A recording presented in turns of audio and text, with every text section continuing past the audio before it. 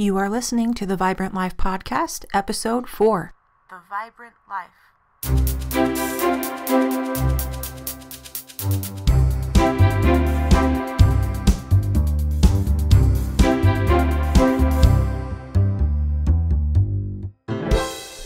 Hey you! Welcome back to the Vibrant Life Podcast. I'm Emily Romrell, and I'm so glad you're here spending some time with me today. It means a lot. The last week has been great. I don't have anything really big to report. Since COVID, my life has slowed down quite a bit, but I don't think that's a bad thing. And lately, I've just been soaking in the joy of everyday living, and it's amazing. Yesterday was the only day in the year that tells you to do something, March 4th, and so I've been trying to keep that message in mind and just keep on living the good life. I'm trying to attack each new day with my best effort and then also allow some compassion for my imperfections. And the struggle is real, but I think I'm winning, and I hope you are too. I hope you're enjoying the podcast. I've heard a lot of good things, and it means a lot to get your feedback. If you have a couple of minutes, a review on iTunes or Spotify would be awesome. You can click on the links in the show notes. It doesn't take too long, and it means a lot. I'm trying to get the Vibrant Life out to as many people as possible, so thanks for helping me spread the word. Today, the topic is be an encourager. Do you have people in your life that bring out a smile every time you think about them? People you want to be around as much as possible because they like you for you and make you feel good? There have been a few wonderful individuals like this in my life, and they make all the difference. And today we're exploring how to be one of those people. Being an encourager comes naturally for some people, and sometimes it takes a little more effort. But I've learned that mindfulness opens doorways to a better understanding of your highest self and seeing the best in others. When that door is open, the personal growth and light it allows in your life is amazing.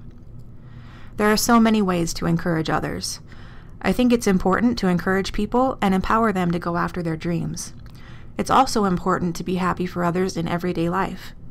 Have you ever had exciting news to share, but the person you're talking to feels the need to one-up you? They might say something like, "That's great, but I did this," etc. Not only is that annoying, but it's also disheartening. You want to be able to share good news with people you care about. When you're able to share the small things, you feel empowered to share the big things. A lot of people are afraid to do what they love because of a lack of support from friends and family. I think it's so important to encourage people in their talents and dreams. They might succeed, they might not, but for sure they won't achieve success without self-confidence and self-love. It's a lot easier to find those things within ourselves when others first see the potential inside us. When we encourage others, we encourage ourselves. Human beings are filled with wonder and potential. We need encouragers to open the way and let that wonder and potential out. But how do we do that? Have you ever heard the old maxim, think before you speak? It's good advice in any situation, but you can also use the word think to remember some keys in becoming an encourager.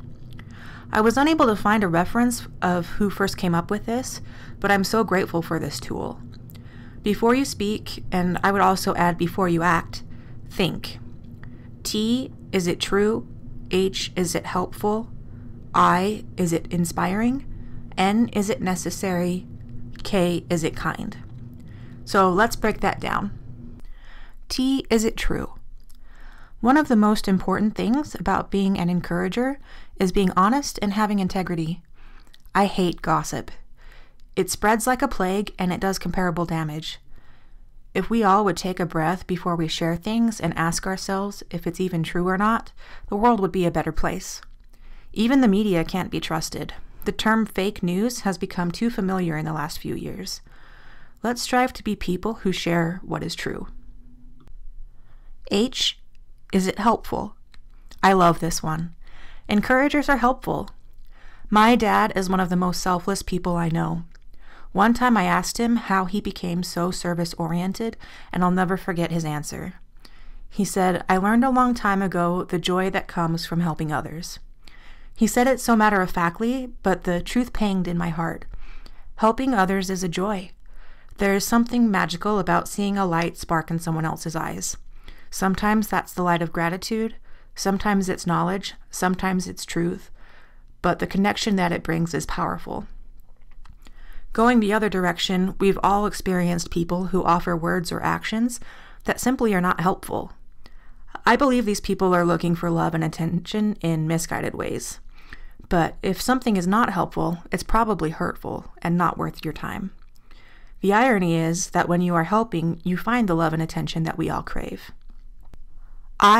Is it inspiring? This runs along similar lines.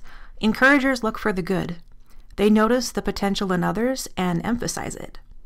I'm always inspired when people show who they are inside. When we're struggling or in pain, sometimes the most encouraging thing is when someone takes the time to truly see us. Encouragers also try to live with confidence and share their personal talents. This allows people around them to grow and do the same. N, is it necessary? Sometimes we might need to share feedback or take action that we know will be hard for the other person to receive. Parents need to discipline their kids. Supervisors evaluate and criticize the work of their employees. Sometimes we have issues with people that we need to get resolved. This is part of life. The question is important to ask because it allows time for us to reflect on a positive way to move forward. If what we want to say is not necessary, then it's probably also not helpful or inspiring. We may find that we are one of those people seeking love and attention in a misguided way. K, is it kind? This might be the most important attribute of an encourager.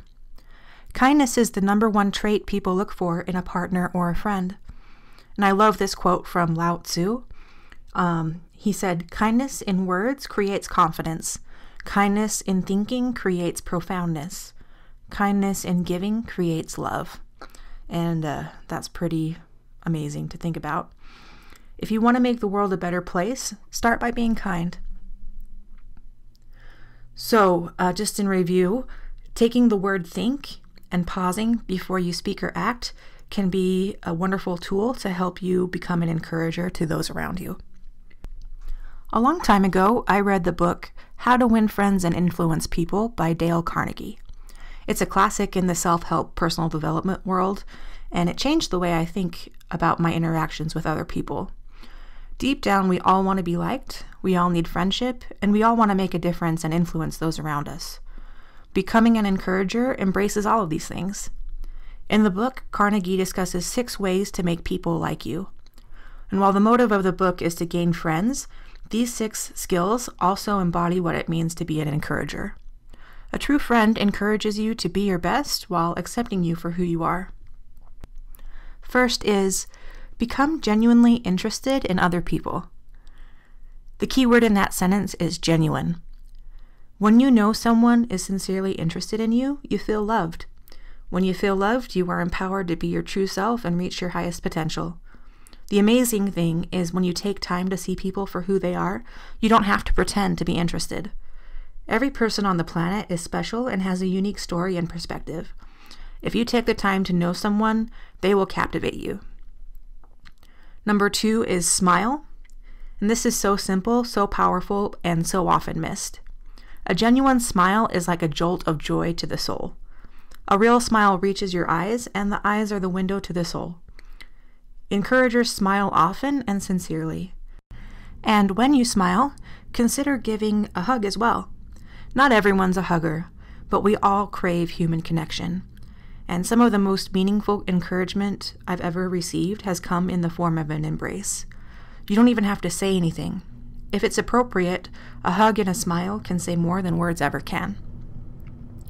Number 3 is, remember that a person's name is to that person the sweetest and most important sound in any language.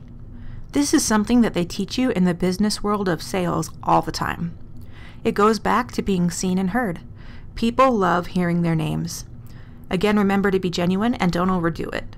But if you can remember someone's name, and if you use it meaningfully, you can encourage confidence and deepen relationships. Number 4 is be a good listener. Encourage others to talk about themselves. It's easy to feel invisible in this crazy world. When you take the time to really listen to others, they feel important. They feel cared for. They're excited to tell you about life, and you'll find all kinds of interesting things out about them. The important thing to remember about being a good listener is that you don't have to have all the answers. Don't worry about having the perfect response or trying to fix the other person's problems. Just simply listen to what they have to say.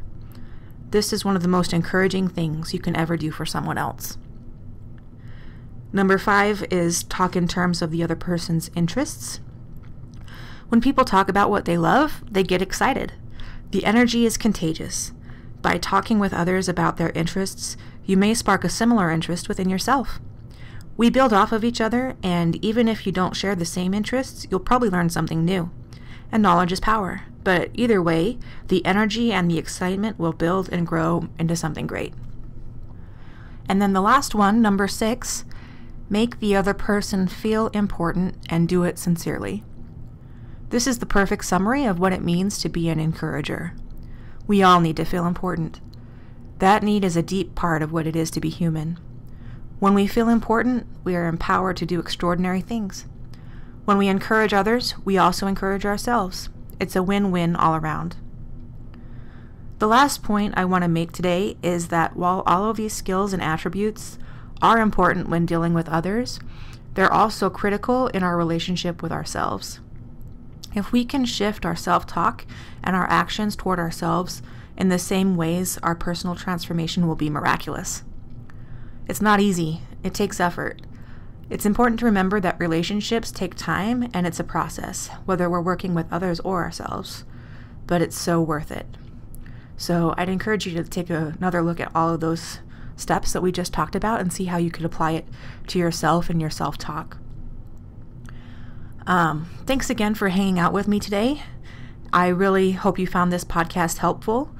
And if you have, I'd love a quick review on iTunes or Spotify. I hope that you find the power to be an encourager in your life and around others. And I hope you have other people who are encouragers to you. And I hope that you find encouragement in this podcast. And I want you to know that I'm cheering you on. And I know that we all have so much potential and the ability to do amazing things. So thanks for listening, peeps, and have a great week and live the vibrant life.